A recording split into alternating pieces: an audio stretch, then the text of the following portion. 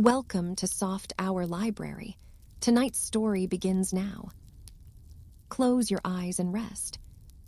Chapter 19. Bundle's Adventures.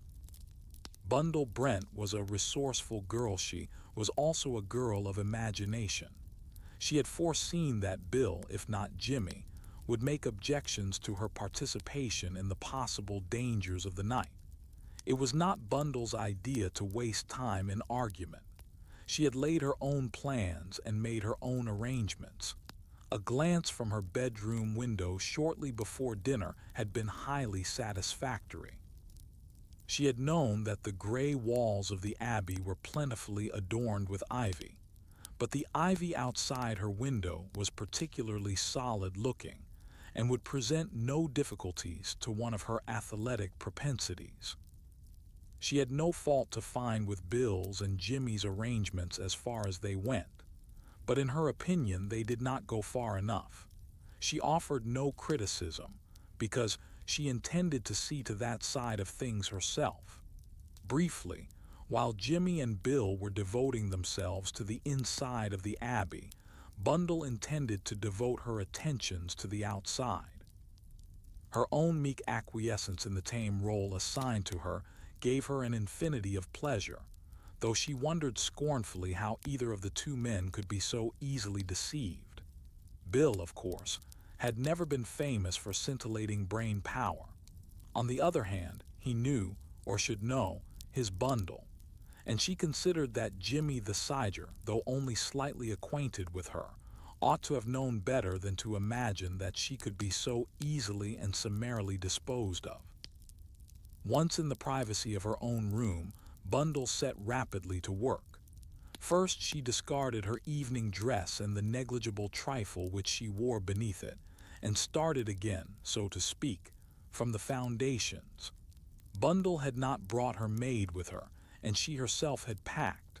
Otherwise, the puzzled Frenchwoman might have wondered why her lady took a pair of riding breeches and no further equine equipment. Arrayed in riding breeches, rubber-soled shoes, and a dark-colored pullover, Bundle was ready. For the fray, she glanced at the time. As yet, it was only 12:30, too early by far. Whatever was going to happen would not happen for some time yet. The occupants of the house must all be given time to get off to sleep. 1:30 was the time fixed by Bundle for the start of operations. She switched off her light and sat down by the window to wait. Punctually at the appointed moment, she rose, pushed up the sash, and swung her leg over the sill. The night was a fine one, cold and still. There was starlight but no moon. She found the descent very easy. Bundle and her two sisters had run wild in the park at Chimneys as small children, and they could all climb like cats. Bundle arrived on a flower bed, rather breathless, but quite unscathed. She paused a minute to take stock of her plans. She knew that the rooms occupied by the Air Minister and his secretary were in the West Wing. That was the opposite side of the house from where Bundle was now standing. A terrace ran along the south and west side of the house, ending abruptly against a walled fruit garden. Bundle stepped out of her flower bed and turned the corner of the house to where the terrace began on the south side. She crept very quietly along it, keeping close to the shadow of the house. But as she reached the second corner, she got a shock, for a man was standing there with the clear intention of barring her way. The next instant she had recognized him. "Superintendent Battle, you did give me a fright." "That's what I'm here for," said the superintendent pleasantly. Bundle looked at him. It struck her now, as so often before, how remarkably little camouflage there was about him. He was large and solid and noticeable. He was, somehow, very English. But of one thing Bundle was quite sure. Superintendent Battle was no fool. "What are you really doing here?" she asked, still in a whisper. "Just seeing," said Battle, "that nobody's about who shouldn't be." "Oh," said Bundle. rather taken aback. You, for instance, Lady Eileen, I don't suppose you usually take a walk at this time of night. Do you mean, said Bundle slowly, that you want me to go back? Superintendent Battle nodded approvingly. You're very quick, Lady Eileen. That's just what I do mean. Did you come out of a door or the window? The window. It's easy as anything climbing down this ivy. Superintendent Battle looked up at it thoughtfully. Yes, he said, I should say it would be. And you want me to go back, said Bundle. I'm rather sick about that. I wanted to go round on to the West Terrace. Perhaps you won't be the only one who'll want to do that, said Battle. Nobody could miss seeing you, said Bundle rather spitefully. The superintendent seemed rather pleased than otherwise. I hope they won't, he said. No unpleasantness. That's my motto. And if you'll excuse me, Lady Eileen, I think it's time you were going back to bed. The firmness of his tone admitted of no parley. Rather crestfallen, Bundle retraced her steps. She was halfway up the ivy when a sudden idea occurred to her, and she nearly relaxed her grip and fell. Supposing Superintendent Battle suspected her. There had been something, yes. Surely there had been something in his manner that vaguely suggested the idea. She couldn't help laughing as she crawled over the sill into her bedroom.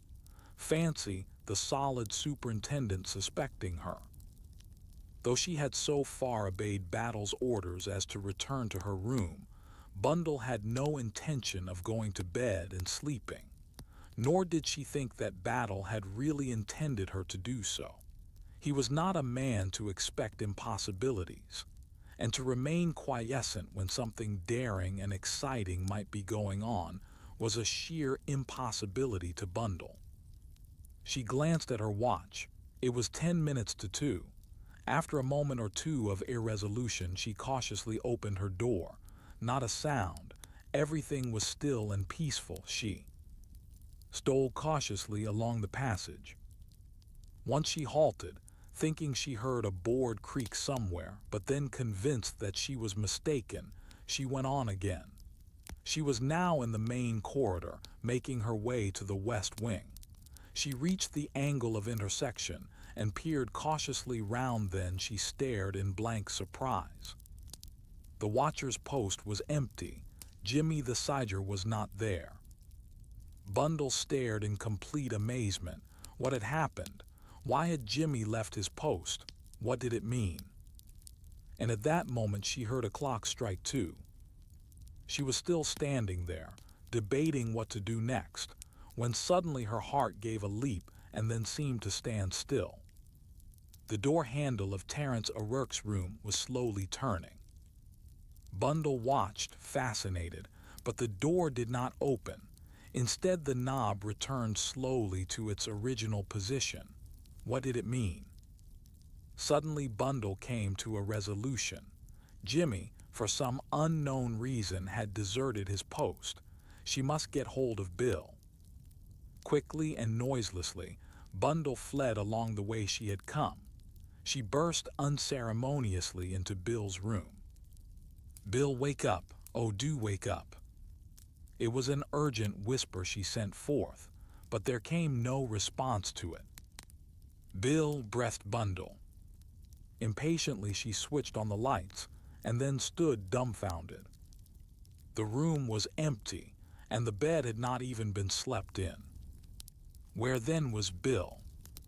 Suddenly she caught her breath. This was not Bill's room. The dainty negligee thrown over a chair, the feminine knickknacks on the dressing table, the black velvet evening dress thrown carelessly over a chair, of course. In her haste she had mistaken the doors. This was the Countess Radsky's room. But where, oh, where was the Countess? And just as Bundle was asking herself this question, the silence of the night was suddenly broken, and in no uncertain manner.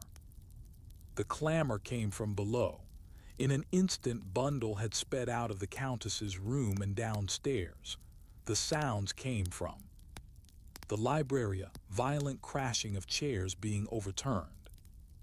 Bundle rattled vainly at the library door.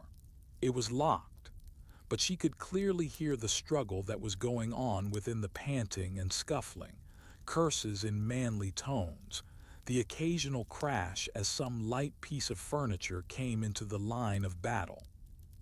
And then, sinister and distinct, breaking the peace of the night for good and all, 2 shots in rapid succession. Chapter 20. Lorraine's Adventures. Lorraine Wade sat up in bed and switched on the light. It was exactly 10 minutes to 1. She had gone to bed early at 9:30. She possessed the useful art of being able to wake herself up at the required time, so she had been able to enjoy some hours of refreshing sleep.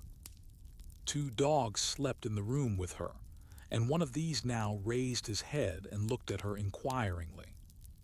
"Quiet lurcher," said Lorraine, and the big animal put his head down again obediently, watching her from between his shaggy eyelashes.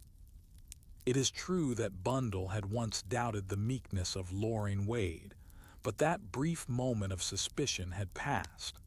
Lorraine had seemed so entirely reasonable, so willing to be kept out of everything.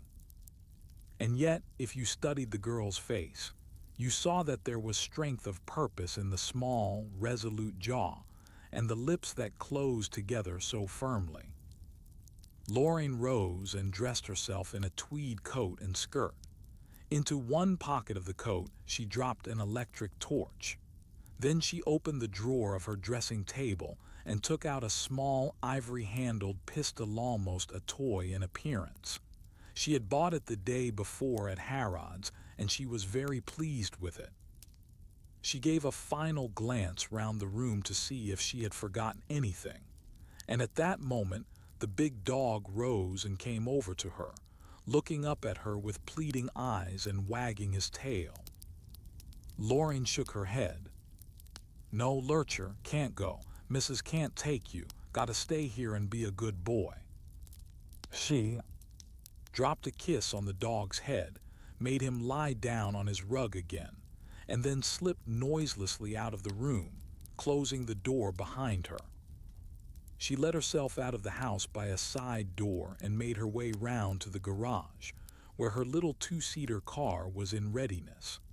There was a gentle slope, and she let the car run silently down it, not starting the engine till she was some way from the house. Then she glanced at the watch on her arm and pressed her foot down on the accelerator. She left the car at a spot she had previously marked down. There was a gap there in the fencing that she could easily get through. A few minutes later, slightly muddy, Lorraine stood inside the grounds of Wyvern Abbey. As noiselessly as possible, she made her way towards the venerable ivy-covered building. In the distance, a stable clock chimed 2. Lorraine's heart beat faster as she drew near to the terrace. There was no sign of life anywhere. Everything seemed peaceful and undisturbed. She reached the terrace and stood there looking about her. Suddenly, without the least warning, something from above fell with a flop almost at her feet. Lorraine stooped to pick it up. It was a brown paper packet, loosely wrapped. Holding it, Lorraine looked up.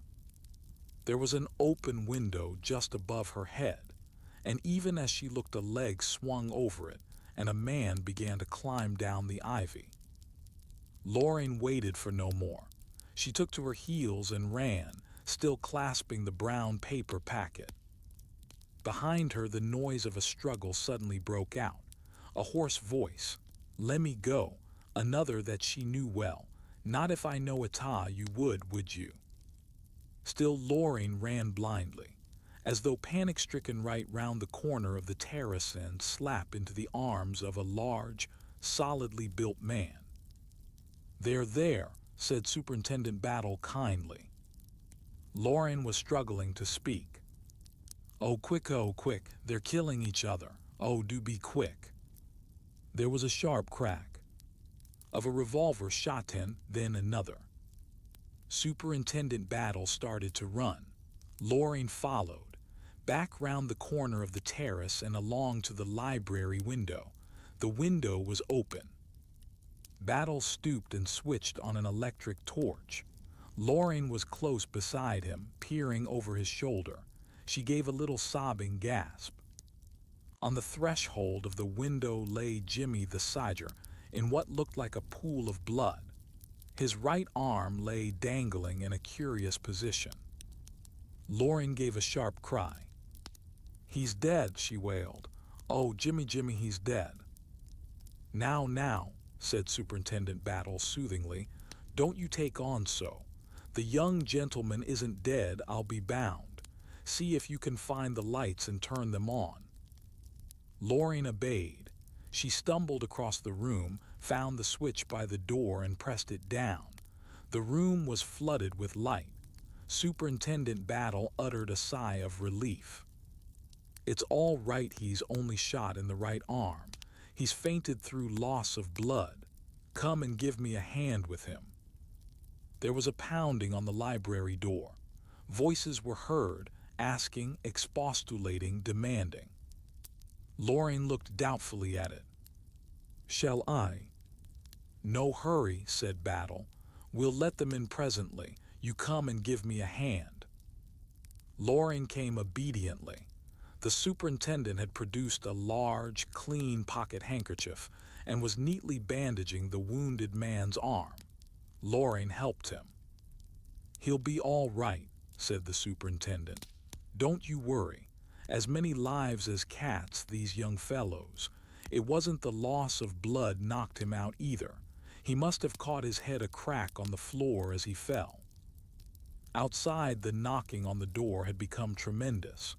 The voice of George Lomax, furiously upraised, came loud and distinct. "Who is in there? Open the door at once." Superintendent Battle sighed. "I suppose we shall have to," he said. "A pity."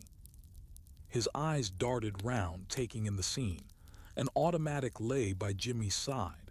The superintendent picked it up gingerly, holding it very delicately, and examined it. He grunted and laid it on the table.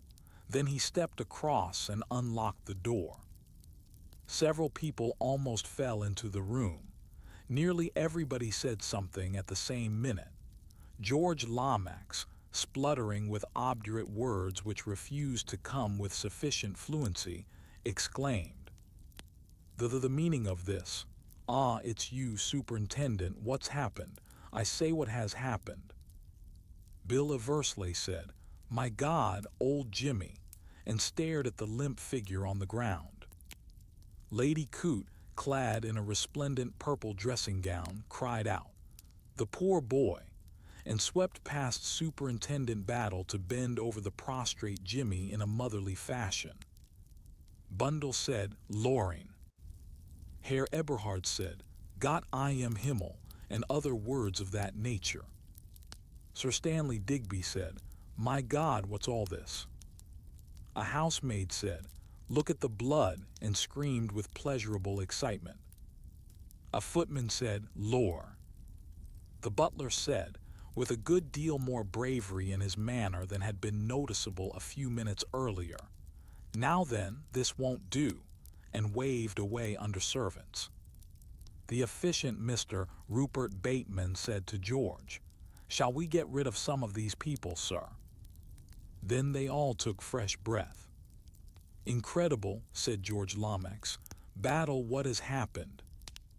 Battle gave him a look, and George's discreet habits assumed their usual sway. "Now then," he said, moving to the door, "everyone go back to bed, please. There's been a little accident," said Superintendent Battle easily. "A urine accident. I shall be much obliged if everyone will go back to bed." Everyone was clearly reluctant to do so. "Lady Coote, please." "The poor boy," said Lady Coote in a motherly fashion. She rose from a kneeling position with great reluctance, and as she did so, Jimmy stirred and sat up. "Hallo," he said thickly, "what's the matter?" He looked round him vacantly for a minute or two, and then intelligence returned to his eye. "Have you got him?" he demanded eagerly. "Got who?" "The man climbed down the ivy. I was by the window there, grabbed him, and we had no end of a set to." "One of those nasty, murderous cat burglars," said Lady Coote. "Poor boy." Jimmy was looking round him. "I say I'm afraid we have made rather a mess of things. Fellow was as strong as an ox, and we went fairly waltzing around." The condition of the room was clear proof of this statement.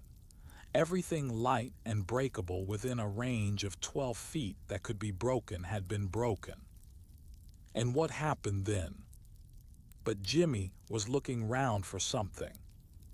"Where's Leopold, the pride of the blue-nosed automatics?" Battle indicated the pistol on the table. "Is this yours, Mr. the Sider?" "That's right, that's little Leopold. How many shots have been fired?" "One shot." Jimmy looked chagrined. "I'm disappointed in Leopold," he murmured. "I can't have pressed the button properly, or he'd have gone on shooting." "Who shot first?" "I did, I'm afraid," said Jimmy. "You see, the man twisted himself out of my grasp suddenly. I saw him making for the window, and I closed my finger down on Leopold and let him have it. He turned in the window and fired at me, and well, I suppose after that I took the count." He rubbed his head rather ruefully. But Sir Stanley Digby was suddenly alert. "Climbing down the ivy, you said. My God, Lomax, you don't think they've got away with it?" He rushed from the room. For some curious reason nobody spoke during his absence. In a few minutes Sir Stanley returned. His round, chubby face was white as death. "My God, Battle," he said, "they've got it. O'Rourke's fast asleep, drugged, I think. I can't wake him, and the papers have vanished." Chapter 21. The Recovery of the Formula. "Der lieb Gott," said Herr Eberhard in a whisper. His face had gone chalky white. George turned a face of dignified reproach on Battle. "Is this true, Battle? I left all arrangements in your hands." The rock-like quality of the superintendent showed out well. Not a muscle of his face moved. "The best of us are defeated sometimes, sir," he said quietly. "Then you really mean that the document is gone?" But to everyone's intense surprise, Superintendent Battle shook his head. "No, no, Mr. Lomax, it's not so bad as you think. Everything's all right. But you can't lay the credit for it at my door. You've got to thank this young lady." He indicated Loring, who stared at him in surprise. Battle stepped across to her and gently took the brown paper parcel which she was still clutching mechanically. "I think, Mr. Lomax," he said, "that you will find what you want here." Sir Stanley Digby, quicker in action than George, snatched at the package and tore it open, investigating its contents eagerly. A sigh of relief escaped him, and he mopped his brow. Herr Eberhard fell upon the child of his brain and clasped it to his heart, whilst a torrent of German burst from him. Sir Stanley turned to Loring, shaking her warmly by the hand. "My dear young lady," he said, "we are infinitely obliged to you, I am sure." "Yes, indeed," said George, "though He paused in some perplexity, staring at a young lady who was a total stranger to him. Loring looked appealingly at Jimmy, who came to the rescue. "This is Miss Wade," said Jimmy, "Gerald Wade's sister." "Indeed," said George, shaking her warmly by the hand. "My dear Miss Wade, I must express my deep gratitude to you for what you have done. I must confess that I do not quite see." He paused delicately, and 4 of the persons present felt that explanations were going to be fraught with much difficulty. Superintendent Battle came to the rescue. "Perhaps we'd better not go into that just now, sir," he suggested tactfully. The efficient Mr. Bateman created a further diversion. "Wouldn't it be wise for someone to see to O'Rourke?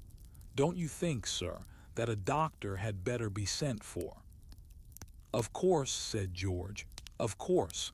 Most remiss of us not to have thought of it before." He looked towards Bill. "Get Dr. Cartwright on the telephone. Ask him to come. Just hint, if you can, that her discretion should be observed."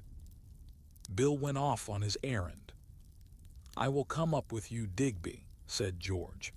"Something, possibly, could be done. Measures should perhaps be taken whilst awaiting the arrival of the doctor." He looked rather helplessly at Rupert Bateman. Efficiency always makes itself felt. It was Pongo who was really in charge of the situation. "Shall I come up with you, sir?" George accepted the offer with relief. Here, he felt, was someone on whom he could lean. He experienced that sense of complete trust in Mr. Bateman's efficiency, which came to all those who encountered that excellent young man. The three men left the room together, Lady Coote murmuring in deep, rich tones, "The poor young fellow. Perhaps I could do something," hurried after them. "That's a very motherly woman," observed the superintendent thoughtfully. "A very motherly woman, I wonder." Three pairs of eyes looked at him inquiringly. "I was wondering," said Superintendent Battle slowly, "where Sir Oswald Coote may be." "Oh," gasped Loring, "do you think he's been murdered?" Battle shook his head at her reproachfully. "No need for anything so melodramatic," he said. "No, I rather think." He paused, his head on one side, listening, one large hand raised to enjoin silence. In another minute, they all heard what his sharper ears had been the first to notice: footsteps coming along the terrace outside. They rang out clearly with no kind of subterfuge about them. In another minute, the window was blocked by a bulky figure which stood there regarding them, and who conveyed, in an odd way, a sense of dominating the situation. "Sir." Oswald, for it was he, looked slowly from one face to another. His keen eyes took in the details of the situation. Jimmy, with his roughly bandaged arm, Bundle in her somewhat anomalous attire, Loring, a perfect stranger to him. His eyes came last to Superintendent Battle. He spoke sharply and crisply. "What's been happening here, officer?" "Attempted robbery, sir." "Attempted, eh?" "Thanks to this young lady, Miss Wade. The thieves failed to get away with it." "Ah," he said again, his scrutiny ended. "And now, officer, what about this?" He held out a small Mauser pistol, which he carried delicately by the butt. "Where did you find that, Sir Oswald?" "On the lawn outside. I presume it must have been thrown down by one of the thieves as he took to his heels. I've held it carefully, as I thought you might wish to examine it for fingerprints." "You think of everything, Sir Oswald," said Battle. He took the pistol from the other, handling it with equal care, and laid it down on the table beside Jimmy's Colt. "And now, if you please," said Sir Oswald, "I should like to hear exactly what occurred." Superintendent Battle gave a brief resume of the events of the night. Sir Oswald frowned thoughtfully. "I understand," he said sharply. "After wounding and disabling Mr. the Siger, the man took to his heels and ran, throwing away the pistol as he did so. What I cannot understand is why no one pursued him." "It wasn't till we heard Mr. the Siger's story that we knew there was anyone to pursue," remarked Superintendent Battle dryly. "You didn't catch sight of him making off as you turned the corner of the terrace?" "No, I missed him by just about 40 seconds, I should say. There's no moon, and he'd be invisible as soon as he'd left the terrace. He must have leapt for it as soon as he'd fired the shot." said Sir Oswald. I still think that a search should have been organized. Someone else should have been posted. There are 3 of my men in the grounds, said the superintendent quietly. Oh, Sir Oswald seemed rather taken aback. They were to hold and detain anyone attempting to leave the grounds. And yet they haven't done so. And yet they haven't done so, agreed Battle gravely. Sir Oswald looked at him as though something in the words puzzled him. He said sharply, Are you telling me all that you know, Superintendent Battle? All that I know, yes, Sir Oswald. What I think is a different matter. Maybe I think some rather curious things, but until thinking's got you somewhere, it's no use talking about it. And yet, said Sir Oswald slowly, I should like to know what you think, Superintendent Battle.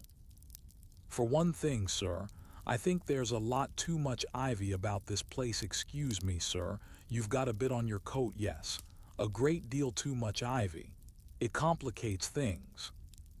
Sir Oswald stared at him, but any reply he might have contemplated making was arrested by the entrance of Rupert Bateman.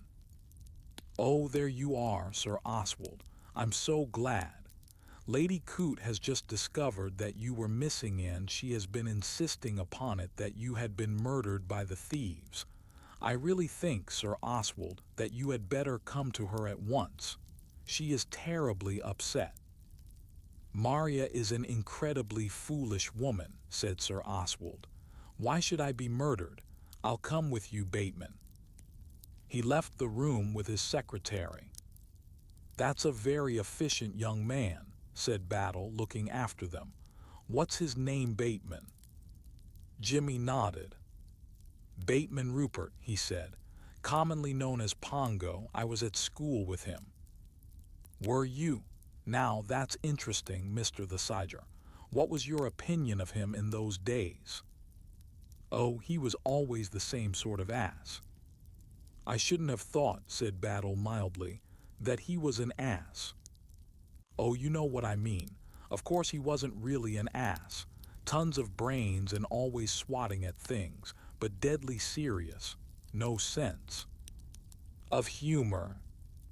Ah, said Superintendent Battle. That's a pity. Gentlemen who have no sense of humor get to taking themselves too seriously, and that leads to mischief. I can't imagine Pongo getting into mischief, said Jimmy. He's done extremely well for himself, so far dug himself in with old Coote, and looks like being a permanency in the job. Superintendent Battle, said Bundle. Yes, Lady Eileen. Don't you think it very odd that Sir Oswald didn't say what he was doing wandering about in the garden in the middle of the night? Ah, said Battle. Sir Oswald's a great man, and a great man always knows better than to explain unless an explanation is demanded. To rush into explanations and excuses is always a sign of weakness. Sir Oswald knows that as well as I do. He's not going to come in explaining and apologizing, not he. He just stalks in and hauls me over the coals. He's a big man, Sir Oswald. Such a warm admiration sounded in the superintendent's tones that Bundle pursued the subject no further. And now, said Superintendent Battle, looking round with a slight twinkle in his eye, now that we're together and friendly like, I should like to hear just how Miss Wade happened to arrive on the scene so pat. She ought to be ashamed of herself, said Jimmy, hoodwinking us all as she did. Why should I be kept out of it all? Cried Lorraine passionately. I never meant to be, no, not the very first day in your rooms when you both explained how the best thing for me to do was to stay quietly at home and keep out of danger. I didn't say anything, but I made up my mind then. I half suspected it, said Bundle. You were so surprisingly meek about it, I might have known you were up to something. I thought you were remarkably sensible, said Jimmy the Siger. You would, Jimmy dear, said Lauren. It was easy enough to deceive you. "Thank you for these kind words," said Jimmy. "Go on and don't mind me." "When you rang up and said there might be danger, I was more determined than ever," went on Loring. "I went to Harrod's and I bought a pistol. Here it is." She produced the dainty weapon, and Superintendent Battle took it from her and examined it. "Quite a deadly little toy, Miss Wade," he said. "Have you had mucher practice with it?"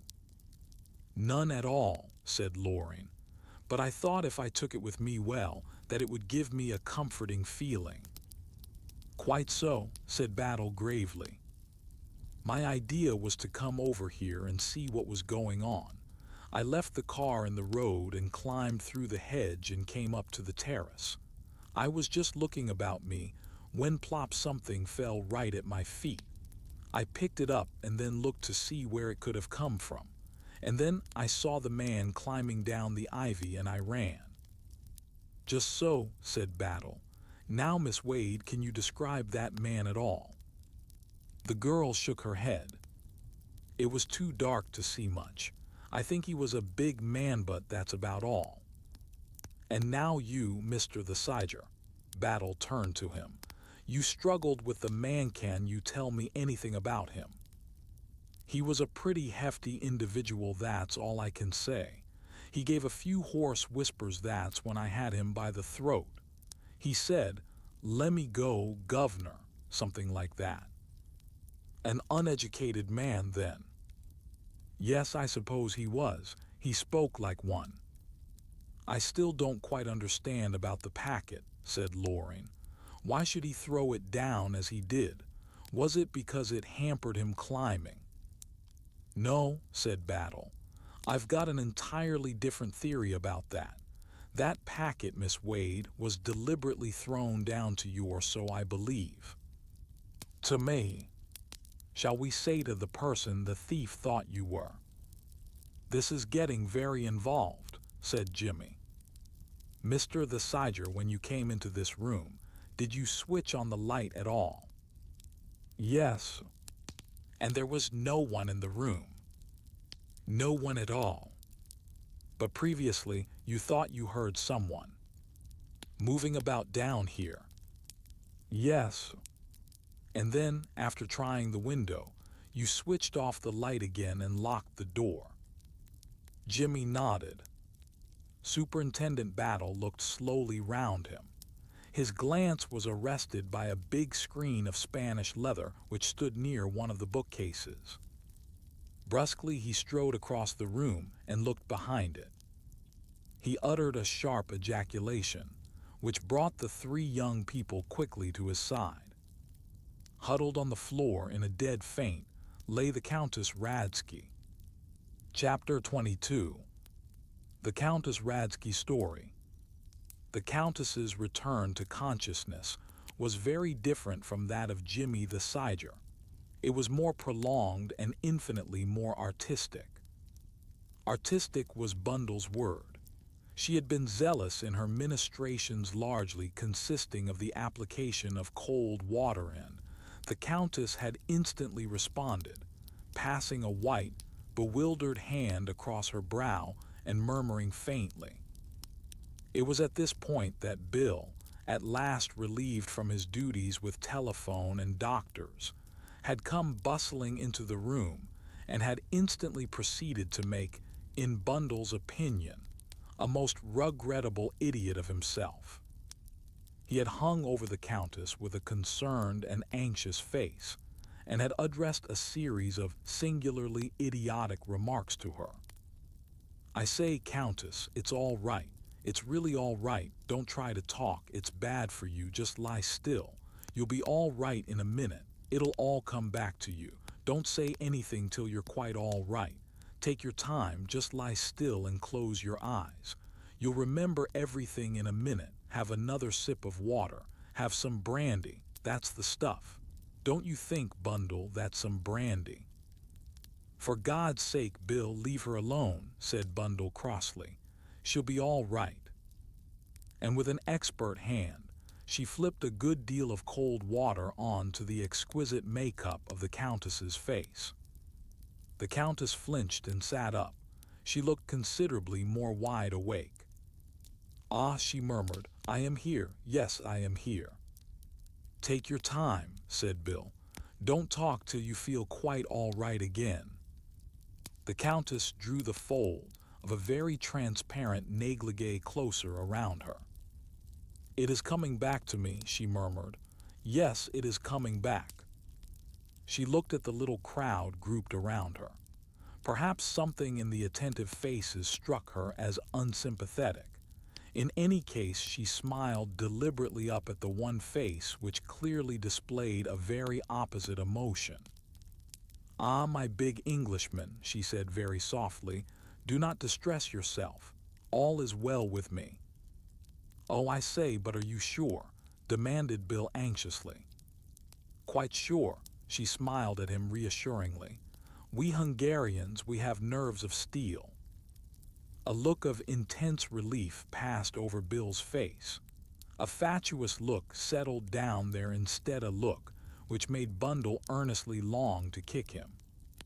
"Have some water," she said coldly. The Countess refused water. Jimmy, kindlier to beauty in distress, suggested a cocktail. The Countess reacted favorably to this suggestion. When she had swallowed it, she looked round once more, this time with a livelier eye. "Tell me what has happened," she demanded briskly. "We were hoping you might be able to tell us that," said Superintendent Battle. The Countess looked at him sharply.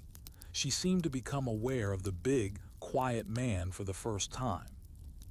"I went to your room," said Bundle. "The bed hadn't been slept in and you weren't there." She paused, looking accusingly at the Countess. The latter closed her eyes and nodded her head slowly.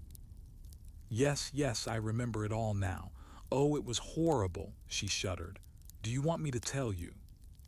Superintendent Battle said, "If you please," at the same moment that Bill said, "Not if you don't feel up to it." The Countess looked from one to the other, but the quiet, masterful eye of Superintendent Battle won the game. "I could not sleep," began the Countess. "The house, it oppressed me. I was all, as you say, on wires, the cat on the hot bricks. I knew that in the state I was in it was useless to think of going to bed. I walked about my room. I read. But the books placed there did not interest me greatly. I thought I would come down here and find something more absorbing." "Very natural," said Bill. "Very often done, I believe," said Battle. "So as soon as the idea occurred to me, I left my room and came down. The house was very still." "Excuse me," interrupted the superintendent, "but can you give me an idea of the time when this occurred?" "I never know the time," said the Countess superbly, and swept on with her story. "The house was very quiet. One could even hear the little mouse run if there had been one. I come down the stairs very quietly." "Very quietly." "Naturally, I do not want to disturb the household," said the Countess reproachfully. "I come in here. I go into this corner and I search the shelves for a suitable book, having, of course, switched on the light." "No, I did not switch on the light. I had, you see, my little electric torch with me. With that I scanned the shelves." "Ah," said the superintendent. "Suddenly," continued the Countess dramatically, "I hear something, a stealthy sound, a muffled footstep. I switch out my torch and listen. The footsteps draw nearer, stealthy, horrible footsteps. I shrink behind the screen. In another minute the door opens and the light is switched on. The man, the burglar, is in the room." "Yes, but I say," began Mr. the Sodger. A large-sized foot pressed his, and realizing that Superintendent Battle was giving him a hint, Jimmy shut up. "I nearly died of fear," continued the Countess. "I tried not to breathe. The man waited for a minute, listening. Then, still with that horrible, stealthy tread. Again Jimmy opened his mouth in protest, and again shut it. He crossed to the window and peered out. He remained there for a minute or two, then he recrossed the room and turned out the lights again, locking the door. I am terrified. He is in the room, moving stealthily about in the dark. Ah, it is horrible. Suppose he should come upon me in the dark. In another minute I hear him again by the window. Then silence. I hope that perhaps he may have gone out that way. As the minutes pass and I hear no further sound, I am almost sure that he has done so. Indeed, I am in the very act of switching on my torch and investigating when prestissimo it all begins. Yes. Ah, but it was terrible, never, never shall I forget it. Two men trying to murder each other. Oh, it was horrible. They reeled about the room and furniture crashed in every direction. I thought, too, that I heard a woman scream, but that was not in the room. It was outside somewhere. The criminal had a hoarse voice. He croaked rather than spoke. He kept saying, "Let me go, let me go." The other man was a gentleman. He had a cultured English voice. Jimmy looked gratified. He swore mostly, continued the Countess. Clearly a gentleman, said Superintendent Battle. And then, continued the Countess, a flash and a shot. The bullet hit the bookcase beside me. I suppose I must have fainted. She looked up at Bill. He took her hand and patted it. "You poor dear," he said. "How rotten for you." Silly idiot, thought Bundle. Superintendent Battle had moved on swift, noiseless feet over to the bookcase a little to the right of the screen. He bent down, searching. Presently he stooped and picked something up. "It wasn't a bullet, Countess," he said. "It's the shell of the cartridge. Where were you standing when you fired, Mr. the Siger?" Jimmy took up a position by the window. "As nearly as I can say, about here." Superintendent Battle placed himself in the same spot. "That's right," he agreed. "The empty shell would throw right rear. It's a .455.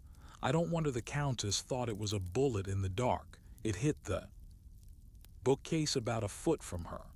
The bullet itself grazed the window frame, and we'll find it outside tomorrow unless your assailant happens to be carrying it about in him." Jimmy shook his head regretfully. "Leopold, I fear, did not cover himself with glory," he remarked sadly. The Countess was looking at him with most flattering attention. "Your arm," she exclaimed. "It is all tied up. Was it you then?" Jimmy made her a mock bow. "I'm so glad I've got a cultured English voice," he said. "And I can assure you that I wouldn't have dreamed of using the language I did if I had had any suspicion that a lady was present." "I did not understand all of it," the Countess hastened to explain, "although I had an English governess when I was young." "It isn't the sort of thing she'd be likely to teach you," agreed Jimmy. "Kept you busy with your uncle's pen and the umbrella of the gardener's niece. I know the sort of stuff." "But what has happened?" asked the Countess. "That is what I want to know. I demand to know what has happened." There was a moment's silence, whilst everybody looked at Superintendent Battle. "It's very simple," said Battle mildly. "Attempted robbery. Some political papers stolen from Sir Stanley Digby. The thieves nearly got away with them, but thanks to this young lady," he indicated Lauren, "they didn't." The Countess flashed a glance at the girl, rather an odd glance. "Indeed," she said coldly. "A very fortunate coincidence that she happened to be there," said Superintendent Battle, smiling. The Countess gave a little sigh and closed her eyes again. "It is absurd, but I still feel extremely faint," she murmured. "Of course you do," cried Bill. "Let me help you up to your room. Bundle will come with you." "It is very kind of Lady Eileen," said the Countess, "but I should prefer to be alone. I am really quite all right. Perhaps you will just help me up the stairs." She rose to her feet, accepted Bill's arm. and leaning heavily on it, went out of the room. Bundle followed as far as the hall, but the Countess, reiterating her assurance with some tartness that she was quite all right, she did not accompany them upstairs. But as she stood watching the Countess's graceful form, supported by Bill, slowly mounting the stairway, she stiffened suddenly to acute attention. The Countess's negligee, as previously mentioned, was thin, a mere veil of orange chiffon. Through it Bundle saw distinctly below the right shoulder blade a small black mole. With a gasp, Bundle swung impetuously round to where Superintendent Battle was just emerging from the library. Jimmy and Loring had preceded him. "There," said Battle. "I've fastened the window and there will be a man on duty outside, and I'll lock this door and take the key. In the morning we'll do what the French call reconstruct the crime." "Yes, Lady Eileen. What is it?" "Superintendent Battle, I must speak to you at once." "Why, certainly, George Lomax suddenly appeared, Dr. Cartwright by his side. "Ah, there you are, Battle. You'll be relieved to hear that there's nothing seriously wrong with O'Rourke." "I never thought there would be much wrong with Mr. O'Rourke," said Battle. "He's had a strong hypnotic administered to him," said the doctor. "He'll wake perfectly all right in the morning. Perhaps a bit of a head, perhaps not. Now then, young man, let's look at this bullet wound of yours." "Come on, nurse," said Jimmy to Loring. "Come and hold the basin or my hand. Witness a strong man's agony. You know the stunt." Jimmy, Loring, and the doctor went off together. Bundle continued to throw agonized glances in the direction of Superintendent Battle, who had been buttonholed by George. The superintendent waited patiently till a pause occurred in George's loquacity. He then swiftly took advantage of it. "I wonder, sir, if I might have a word privately with Sir Stanley, in the little study at the end." "There." "Certainly," said George. "Certainly, I'll go and fetch him at once."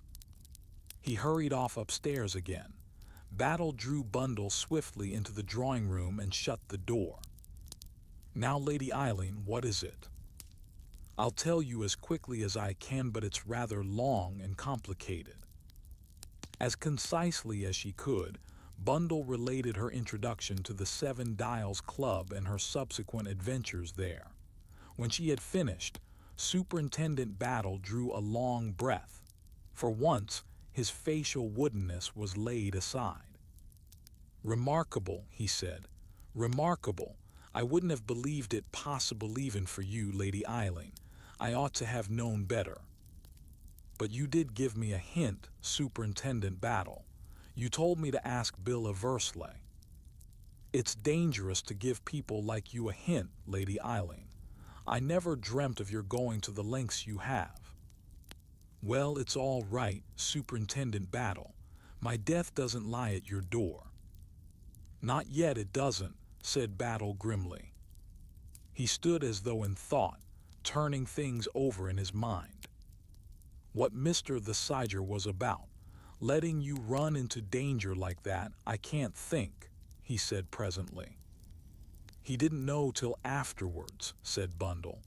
"I'm not a complete mug, Superintendent Battle, and anyway, he's got his hands full looking after Miss Wade." "Is that so?" said the superintendent. "Ah." He twinkled a little. "I shall have to detail Mr. Eversley to look after you, Lady Eileen." "Bill," said Bundle contemptuously. "But Superintendent Battle, you haven't heard the end of my story. The woman I saw there on a number 1. Yes, number 1 is the Countess Radsky." And rapidly she went on to describe her recognition of the mole. To her surprise, the superintendent hemmed and hawed.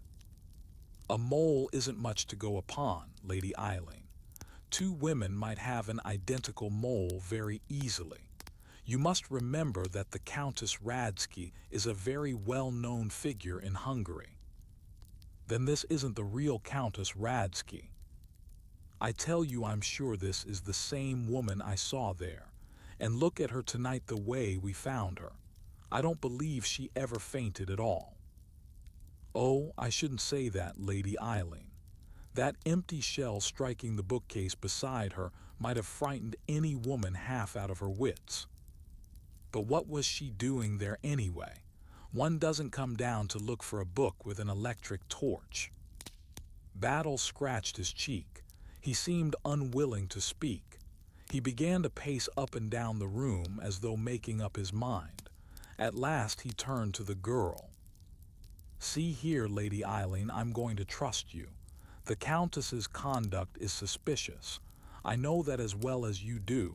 It's very suspicious, but we've got to go carefully.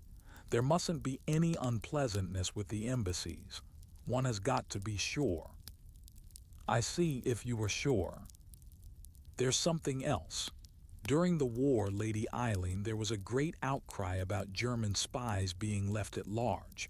Busybodies wrote letters to the papers about it. We paid no attention. Hard words didn't hurt us. The small fry were left alone. Why? Because through them, sooner or later, we got the big fellow, the man at the top. You mean? Don't bother about what I mean, Lady Eileen, but remember this. I know all about the Countess, and I want her let alone. And now, added Superintendent Battle ruefully, I've got to think of something to say to Sir Stanley Digby. Chapter 23. Superintendent Battle in charge. It was 10 o'clock on the following morning. The sun poured in through the windows of the library, where Superintendent Battle had been at work since 6. On a summons from him, George Lomax, Sir Oswald Coote, and Jimmy the Sider had just joined him, having repaired the fatigues of the night with a substantial breakfast. Jimmy's arm was in a sling, but he bore little other trace of the night's affray. The superintendent eyed all three of them benevolently, somewhat with the air of a kindly curator explaining a museum to little boys. On the table beside him were various objects, neatly labeled. Amongst them Jimmy recognized Leopold. "Ah, Superintendent," said George, "I have been anxious to know how you have progressed. Have you caught the man?"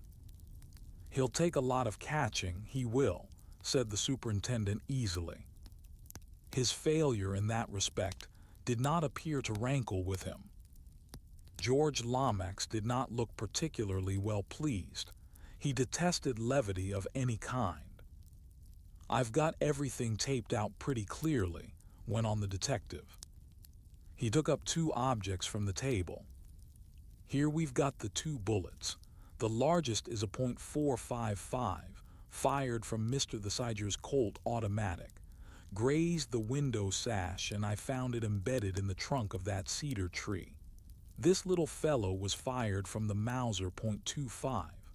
After passing through Mr. the Sider's arm, it embedded itself in this armchair here. As for the pistol itself—" "Well," said Sir Oswald eagerly, "any fingerprints?" Battle shook his head. "The man who handled it wore gloves," he said slowly. "A pity," said Sir Oswald. "A man who knew his business would wear gloves. Am I right in thinking, Sir Oswald, that you found this pistol just about 20 yards from the bottom of the steps leading up to the terrace?" Sir Oswald stepped to the window. "Yes, almost exactly, I should say. I don't want to find fault, but it would have been wiser on your part, sir, to leave it exactly as you found it."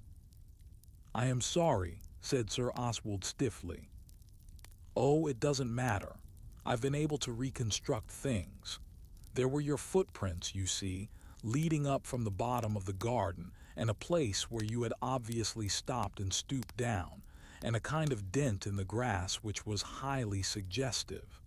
By the way, what was your theory of the pistol being there?" "I presumed that it had been dropped by the man in his flight." Battle shook his head. "Not dropped, Sir Oswald. There are 2. points against that. To begin with, there is only one set of footprints crossing the lawn, just they're your own. I see, said Sir Oswald thoughtfully. Can you be sure of that, Battle? Put in George. Quite sure, sir. There is one other set of tracks crossing the lawn, Miss Wades, but they are a good deal farther to the left.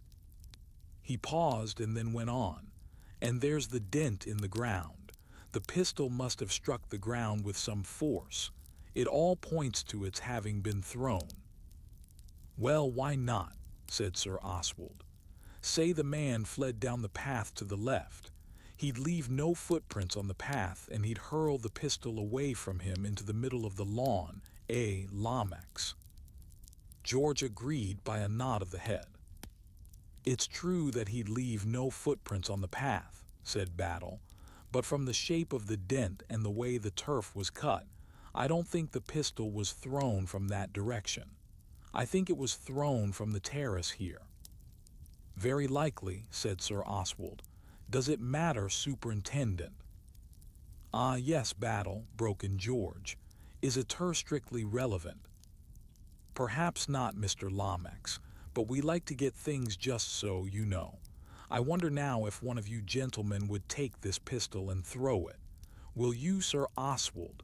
That's very kind. Stand just here in the window. Now fling it into the middle of the lawn. Sir Oswald complied, sending the pistol flying through the air with a powerful sweep of his arm. Jimmy the Siger drew near with breathless interest. The superintendent lumbered off after it like a well-trained retriever. He reappeared with a beaming face. That's it, sir. Just the same kind of mark. Although, by the way, you sent it a good 10 yards farther. But then, you're a very powerfully built man, aren't you, Sir Oswald? Excuse me, I thought I heard someone at the door. The superintendent's ears must have been very much sharper than anyone else's. Nobody else had heard a sound, but Battle was proved right. For Lady Coote stood outside, a medicine glass in her hand. Your medicine, Oswald, she said, advancing into the room. You forgot it after breakfast. I'm very busy, Maria, said Sir Oswald. I don't want my medicine. You would never take it if it wasn't for me, said his wife serenely, advancing upon him. You're just like a naughty little boy. Drink it up now. And meekly, obediently, the great steel magnate drank it up. Lady Coote smiled sadly and sweetly at everyone. Am I interrupting you? Are you very busy? Oh, look at those revolvers. Nasty, noisy, murdering things. To think, Oswald, that you might have been shot by the burglar last night. You must have been alarmed when you found he was missing, Lady Coote, said Battle. I didn't think of it at first, confessed Lady Coote. This poor boy here, she indicated Jimmy, being shot and everything so dreadful but so exciting. It wasn't till Mr. Bateman asked me where Sir Oswald was that I remembered he'd gone out half an hour before for a stroll. Sleepless, Sir Oswald? Asked Battle. I am usually an excellent sleeper, said Sir Oswald, but I must confess that last night I felt unusually restless. I thought the night air would do me good. You came out through this window, I suppose. Was it his fancy, or did Sir Oswald hesitate for a moment before replying? Yes. In your pumps, too, said Lady Coote, instead of putting thick shoes on. What would you do without me to look after you? She shook her head sadly. I think, Maria, if you don't mind leaving us, we have still a lot to discuss. I know, dear, I'm just going. Lady Coote withdrew, carrying the empty medicine glass as though it were a goblet out of which she had just administered a death potion. Well, Battle, said George Lomax, it all seems clear enough. Yes, perfectly clear. The man fires a shot, disabling Mr. the Siger, flings away the weapon, runs along the terrace and down the gravel path, where he ought to have been caught by my men, put in Battle. Your men, if I may say so, Battle, seem to have been singularly remiss. They didn't see Miss Wade come in. If they could miss her coming in, they could easily miss the thief going out. Superintendent Battle opened his mouth to speak, then seemed to think better of it. Jimmy the Sidger looked at him curiously. He would have given a lot to know just what was in Superintendent Battle's mind. Must have been a champion runner, was all the Scotland Yard man contented himself with saying. How do you mean, Battle? Just what I say, Mr. Lomax. I was round the corner of the terrace myself not 50 seconds after the shot was fired. And for a man to run all that distance towards me and get round the corner of the path before I appeared round the side of the house, well, as I say, he must have been a champion runner. I am at a loss to understand you, Battle. You have some idea of your own which I have not yet grasped. You say the man did not go across the lawn, and now you hint. What exactly do you hint? That the man did not go down the path. Then, in your opinion, where did he go? For answer, Superintendent Battle jerked an eloquent thumb upwards. Said George. The superintendent jerked harder than ever. George raised his head and looked at the ceiling. Up there, said Battle, up the ivy again. Nonsense, Superintendent. What you are suggesting is impossible. Not at all impossible, sir. He done it once, he could do it twice. I don't mean impossible in that sense, but if the man wanted to escape, he'd never bolt back into the house. Safest place for him, Mr. Lomax. But Mr. O'Rourke's door was still locked on the inside when we came to him. And how did you get to him? Through Sir Stanley's room. That's the way our man went. Lady Eileen tells me she saw the doorknob of Mr. O'Rourke's door move. That was when our friend was up there the first time. I suspect the key was under Mr. O'Rourke's pillow. But his exit is clear enough the second time through the communicating door and through Sir Stanley's room, which, of course, was empty. Like everyone else, Sir Stanley is rushing downstairs to the library. Our man's got a clear course. And where did he go then? Superintendent Battle shrugged his burly shoulders and became evasive. Plenty of ways open. Into an empty room on the other side of the house and down the ivy again out through a side door, or, just possibly, if it was an inside job, he stayed in the house. George looked at him in shocked surprise. Really, Battle, I should feel it very deeply if one of my servants, sir, I have the most perfect reliance on them, it would distress me very much to have to suspect. Nobody's asking you to suspect anyone, Mr. Lomax. I'm just putting all the possibilities before you. The servants may be all right, probably are. You have disturbed me, said George. You have disturbed me greatly. His eyes appeared more protuberant than ever. To distract him, Jimmy poked delicately at a curious blackened object on the table. What's this? He asked. That's Exhibit Z, said Battle. The last of our little lot. It is, or rather it has been, a glove. He picked it up, the charred relic, and manipulated it with pride. Where did you find it? Asked Sir Oswald. Battle jerked his head over his shoulder. In the grate, nearly burnt, but not quite. Queer. Looks as though it had been chewed by a dog. It might possibly be Miss Wade's, suggested Jimmy. She has several dogs. The superintendent shook his head. This isn't a lady's glove, no. Not even the large kind of loose glove ladies wear nowadays. Fit it on, sir, a moment. He adjusted the blackened object over Jimmy's hand. You see it's large even for you. Do you attach importance to this discovery? Inquired Sir Oswald coldly. You never know, Sir Oswald. What's going to be important or what isn't? There was a sharp tap at the door, and Bundle entered. "I'm so sorry," she said apologetically, "but Father has just rung up. He says I must come home because everybody is worrying him." She paused. "Yes, my dear Eileen," said George encouragingly, perceiving that there was more to come.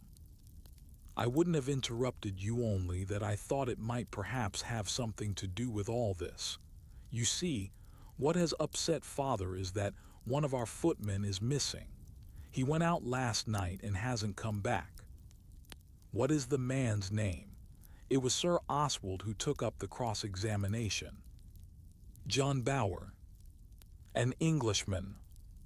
"I believe he calls himself a Swiss, but I think he's a German. He speaks English perfectly, though." "Ah," Sir Oswald drew in his breath with a long, satisfied hiss. "And he has been at Chimneys how long?" "Just under a month." Sir Oswald turned to the other two. "Here is our missing man. You know, Lomax, as well as I do, that several foreign governments are after the thing. I remember the man, now perfectly tall, well-drilled fellow. Came about a fortnight before we left. A clever move. Any new servants here would be closely scrutinized, but at Chimneys, 5 miles away, he did not finish the sentence." "You think the plan was laid so long beforehand?" "Why not? There are millions in that formula, Lomax. Doubtless Bower hoped to get access to my private papers at Chimneys, and to learn something of forthcoming arrangements from them. It seems likely that he may have had an accomplice in this house, someone who put him wise to the lie of the land and who saw to the doping of O'Rourke. But Bower was the man Miss Wade saw climbing down the ivy, the big, powerful man."